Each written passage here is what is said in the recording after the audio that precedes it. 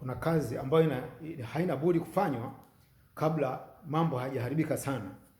Haya, kuna jambo moja linaendelea sasa hivi kidunia, hasa kwa watu wa ngozi nyeupe, kwamba kuna uhakika, yani kuna ushahidi umeanza kutolewa kwamba Waisraeli halisi ni Waafrika. Yani Waisraeli halisi ni wale wenye ngozi nyeusi, yani kwa maana wale waliotokana wenye asili ya Afrika, na imezingatiwa zaidi wale waliokuwa wamechukuliwa ambao wako diaspora huko, kwa maana ya Marekani, Uingereza, Majamaika huko na wapi, walichukuliwa huko Afrika kwa ajili ya utumwa. Na inaonekana maelezo yaliyoko kwenye Biblia yanalandana na ndio uthibitisho wenyewe mwingine unatokana na Biblia. Sasa mimi kukata maelezo kwa kifupi, jambo langu ni hili: mimi sikatai, hata kama itaonekana ni kweli sisi ndio Waisraeli wenyewe, basi lazima tuanze kujiuliza, hivi kweli tunatakiwa tupaniki tu au tufurahi tu furushangwe kwamba ni Waisraeli wa kweli ndio sisi, tuanze kutamba tu kama tunavyoona hali halisi inavyoendelea sasa hivi? Mimi kwangu hiyo naona sio sawa sawa, kwa sababu huo ni uzumbukuku. Uzumbukuku kwa sababu gani? Sasa hata kama ukieleweka kwamba wewe ni Mwisraeli halisi, ndio itakuwa nini? Hatima yake ni nini? Unaelewa? Au itabakia tu mimi ni Mwisraeli bwana, mimi ndio Mwisraeli asili, inaishia hapo? Hakuna vitu vya namna hiyo. Haya mambo hayaji kwa kubahatisha, haya mambo hayaji kwa bahati mbaya. Haya mambo yanakuja kutokana na nyakati. Haya nimekuwa nikielezea mara kwa mara kwamba nyakati tulizo na sasa ni nyakati za mabadiliko. Mambo mengi ambayo yalikuwa yamefichama yatawekwa wazi, mojawapo ni hilo, na bado kuna kazi kubwa sana ya kufanya. Nyinyi mnayedhani kuwa nyinyi ndio Waisraeli halisi, basi ndio imeishia hapo. Hakuna kitu cha namna hiyo. Mnatakiwa bado sasa muendelee kufuatilia mafundisho kama haya, kwa sababu inaonekana kuna ujeuri fulani wa kuwekeana matabaka katika hii tabaka, yani kwa maana ya sisi wenye ngozi nyeusi tunaanza kuwekeana matabaka. Wale walioko nje wanajiona wao ndo zaidi hivyo, na wengine walioko kwenye manchi mengine ya Afrika lakini yako katika kiwango cha juu kiuchumi wanajiona wao ni zaidi. Yani kuna ugomvi wa kipuzi kama ugomvi wa juzi wa South Africa, wanawafukuza Waafrika wenzao. That's rubbish. That's rubbish. Hayo ni matakataka, hayo ni majitaka. Utaratibu kama huo na mitazamo kama hiyo ni majitaka. Haya, hebu turudi kwenye mada. Mada yangu hiyo ilikuwa ni mfano tu wa South Africa, jinsi wanavyofanya, jinsi tunavyofika mahali tunachanganyikiwa. Alafu adui ambaye alitupumbaza, alifanya kazi ya kupumbaza, anatushangaa. Na wakati wale Waisraeli wakisawasawa kule, wale waliokuwa siku zote wanaitwa Waisraeli, ushahidi wake si unaelewa? Si taifa tu liliundwa mwaka 1948 bwana, na aliyeunda si kina Rothschild hao bwana, inaeleweka hiyo. Kwa hiyo tuweke pembeni. Nirudi sasa kwa sisi Waisraeli halisi. Tufanye hivyo, nizungumze hivyo kwa sababu nalijua na mimi vile vile. Ndio maana nikasema Kristo halisi ni mtu mweusi. Kuna mtu ameniuliza maswali wakati fulani hapa, nimeona kwenye mtandao, nimetumiwa na hawa jamaa wa the kingdoms of Africa, anaitwa Amani, akanambia nieleze vizuri kuhusiana na huyo Kristo halisi. Kristo halisi anaelezwa sasa kwa maelezo haya ya sasa hivi, kama imeeleweka kwamba Waafrika, yani wenye ngozi nyeusi, ndio Waisraeli halisi. Sasa si ndio linajibiwa sasa na Kristo ni halisi? Ila yeye swali lake lilikuwa anasema haamini kwamba aliwahi kuweko mtu wa namna hiyo. Ndio, hakuwahi kuweko mtu anayeitwa Yesu au Jesus au mwenye nywele mtu wa Ulaya mwenye nywele za singa mwenye macho ya blue. Huyo hajawahi kutembea katika ardhi hii bwana, duniani hapa. Huyo ameshaeleweka, alikuwa ni mtoto wa Mrumi mmoja huko.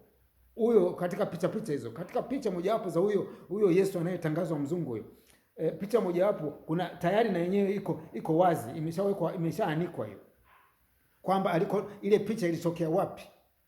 Sawa. Sasa hebu turudi kwenye mada halisi kwamba huyo anayemzungumza alishawahi kutembea hapa duniani, alishawahi kuwepo.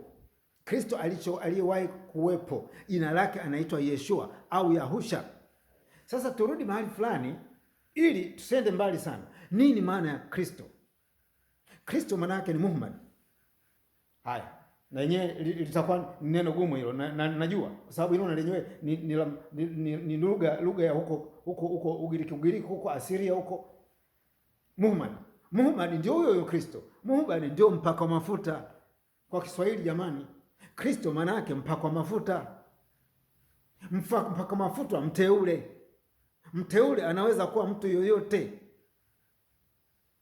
bora mradi awe ana ile tunaita nini, ile silika ya upakwa mafuta. Silika ya upakwa mafuta. Sasa basi, hebu tuelewane jambo moja hapa. Kristo amesharudi, kwa sababu Biblia, kama wewe ni mtafiti yeyote anayenisikiliza, kama ni mtafiti, lazima aanze na hivyo vitabu viwili hasa hivyo muhimu. Aanze na hivyo vitabu viwili. Ataanza na Biblia halafu Qurani. Halafu baada ya hapo anabiruka sasa, anaanza kuangalia historia ya dunia na uvumbuzi wa hawa watu wavumbuzi wa mambo ya kale. Atakuwa anakita huko katika utafiti wake. Tunazungumza na mtu ambaye yuko serious katika kufanya utafiti, lazima ataanguka huko. Kwa hiyo nikirudi kwenye Biblia, nikizungumza habari inayohusiana na Kristo, ina maana huyo anayezungumzwa huko sio halisi, kwa sababu tunaelewa kabisa kwamba hiyo Biblia kuna baadhi ya masimulizi, na hata nimeshaeleza video ziko huko. Nashangaa kwa nini watu wanafika mahali wanauliza maswali, kwa sababu tayari nimeshazimwaga na nyingi sana zimeeleza haya, lakini lazima nirudie, ndio kazi yangu. Kama zilieleza kwamba kulikuweko na Kristo ambaye wao wamempa jina la Yesu na wakamweka katika mandhari yanayoonyesha kwamba kimwili ni mzungu, hiyo tunaita nini? Ukoloni mambo leo. Ndio ukoloni ulioanza wa kutaka kututawala. Ilikuwa ni njia mojawapo ya kutaka kututawala, ndio maana wakaja wakatutawala na mpaka leo wanatutawala. Hiyo tumeelewana. Lakini tukizungumza kwamba ni kweli katika ile masimulizi hayo yaliyo kwenye Biblia, kuna baadhi ya mengine walishindwa kuyakwepa, yapo mpaka leo mle, na ndio ni mafundisho ya huyo Kristo halisi yamo na hayazingatiwi. Sasa nimuulize Mkristo yoyote, je, anafahamu kile kitabu cha John sura ya 4 mstari wa 20 mpaka 20 na kadhaa hivi unaeleza nini? Wakati Kristo alipokutana na yule mwanamke wa Kisamaria ambaye alikuwa na wanawake 5, akamsimilia habari za wake zake, waume zake hao, na huyo mwingine akasema wa mwisho sijui ambaye alikuwa ni nani. Haya, tukati ni short kwa sababu huu muda mimi sina, kuna mambo mengine ya kueleza, lakini nadhani yeyote ambaye ameshasoma Biblia anaelewa ninachozungumza. Haya, tuje kwenye point. Alizungumza habari inakuja saa, na saa yenyewe ni sasa, kwamba hakutakuwa na haja tena ya kwenda Yerusalemu kwa ajili ya kwenda kufanya kuabudu, wala nyinyi wa Samaria hamtakuwa na haja ya kwenda mlimani. Anaonyesha mlima ulioko Samaria sasa, ambako hawa wa Samaria ndio walikuwa wanakwenda sasa. Maana kule walitengana na wenzao, maana hawa walikuja wakajichanganya na mataifa mengine kutokana na masimulizi sasa haya ni ya Biblia.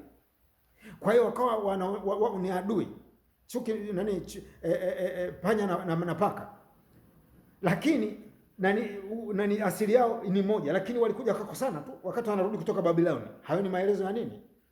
Ya Biblia. Kwa hiyo Wasamaria wakawa wametengwa, hawatakiwi kwenda Yerusalemu. Kwa hiyo wakaanzisha mahali pao pengine mlimani wanakokwenda kuabudu. Kwa hiyo ndiko huko walikuwa wanaonyesha Kristo halisia.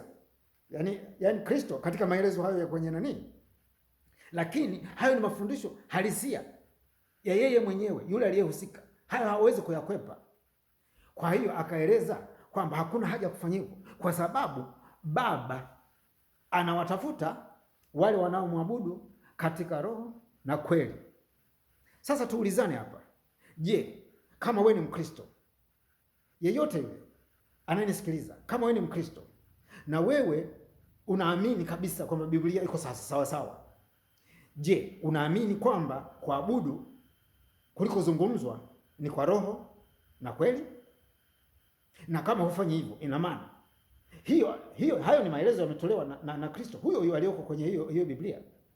Je, una maana unampinga? Sasa tukikueleza kwamba alikweko Kristo halisi, tunamaanisha ndio aliyekuja kufundisha hayo. Mmojawapo ndio hilo ndio jambo muhimu sana katika Biblia yote. Hilo neno ni kubwa sana. Kuna mengine kama vitabu 3-4, lakini hili ndio kubwa zaidi. Na yule binti akasemaje?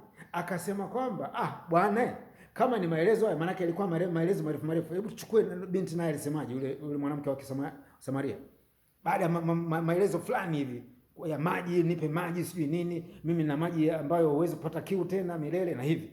Akasema bwana, haya mambo mengine bwana, tunangojea Masiha atakuja atufafanulie. Kristo alisemaje? Akasema basi ndio huyu unayeongea naye. Kwa mara ya kwanza anaambiwa yeye ni Masaya. Anamwambia binadamu wa kwanza kwamba yeye ni Masaya. Wale wa Samaria, mwanamke wa Kisamaria ambaye alikuwa ametengwa na Wasamaria wenzake kutokana na tabia zake.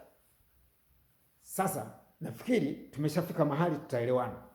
Kwa hiyo nyinyi mnayezungumza habari, nyinyi ni Waisraeli. Kwa hiyo kama nyinyi ni Waisraeli, mtatakiwa muwe mnamfuata mwalimu aliyekuja akatufundisha sisi Waisraeli, sisi wa Afrika. Sawa jamani? Mambo ya roho ya kuabudu katika roho na katika kweli. Sasa kwa nini alikuja? Kwa sababu historia inajieleza kwamba wale wahenga wetu wa awali, kabla yeye hajaja na kabla ya mambo dunia haijakengeuka, kwa sababu ishakengeuka mara kadhaa, yeye ilifika awamu nyingine sasa alipokuja, hiyo karne ya kwanza, kurekebisha kwamba aliona watu wanakwenda sasa wanaabudu mambo wanakumbatia mambo ya matambiko. Ndio maana mimi ni mkali na mambo ya matambiko. Akalikemea.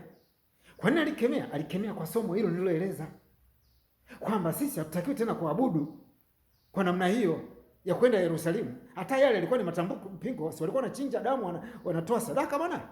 Yale na yenyewe yalikuwa matambiko yale. Akakataa. Akasema sasa hivi kuabudu hiyo sasa ndio toleo, ina maana hiyo ndio injili sasa. Kwa maelezo ya Biblia. Hiyo ni injili. Ya maana kwamba ni habari njema.